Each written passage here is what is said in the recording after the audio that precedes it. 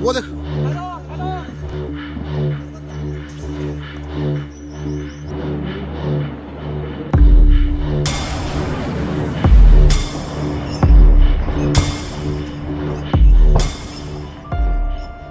पाकिस्तान ने जब भारत के खिलाफ हमले की हिमाकत की तो उसे हर तरफ से जवाब मिल गया।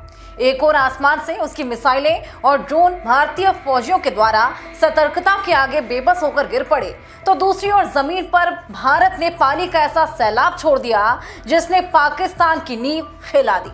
भारतीय सेना की आकाश MRSAM, ZU-23, L-70 और शिल्का जैसी एडवांस्ड एयर डिफेंस सिस्टम ने पाकिस्तानी हवाई खतरों को हवा में ही मार गिराया, जिससे भारत को कोई नुकसान नहीं हुआ। ये प्रणालियां भारत की बहुस्तरीय वायु रक्षा रणनीति का मजबूत आधार है, जो दुश्मन के हवाई हमलों को तुरंत निष्प्रभावी करने में सक्षम है। दरअसल 22 अप्रैल 2025 को पहलगाम में हुए आतंकी हमले के जवाब में शुरू किए गए भारत के ऑपरेशन सिंदूर के बाद इसमें 26 निर्दोष पर्यटक मारे गए।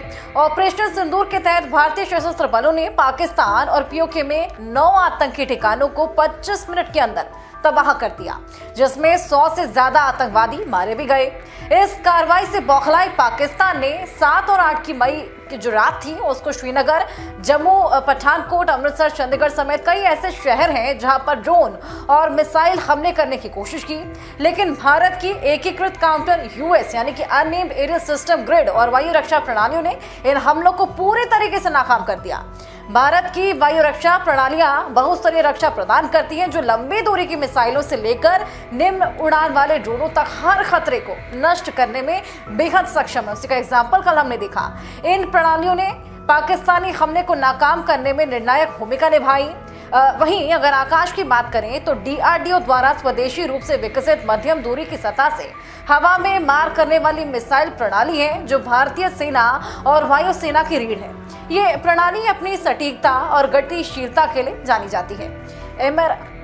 MRSAM की बात कर लेते हैं। भारत और इजराइल के संयुक्त सहयोग से विकसित बराक 8 मिसाइल का ये हिस्सा है।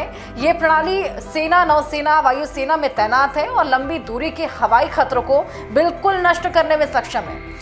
वहीं अगर बात करें सोवियत एरा ZU-23-2 की, ये एक 2 बैरल वाली 23 मिलीमीटर विमान भेदी तोप है, जिसे भारतीय सेना और वायुसेना में निम्न ऊंचाई रक्षा के लिए व्यापक रूप से उपयोग किया जाता है।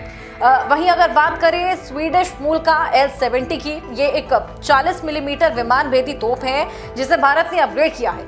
ये लो एल्टीट्यूड थ्रेट्स के खिलाफ भारतीय सेना की रक्षा का एक बेहद महत्वपूर्ण हिस्सा है।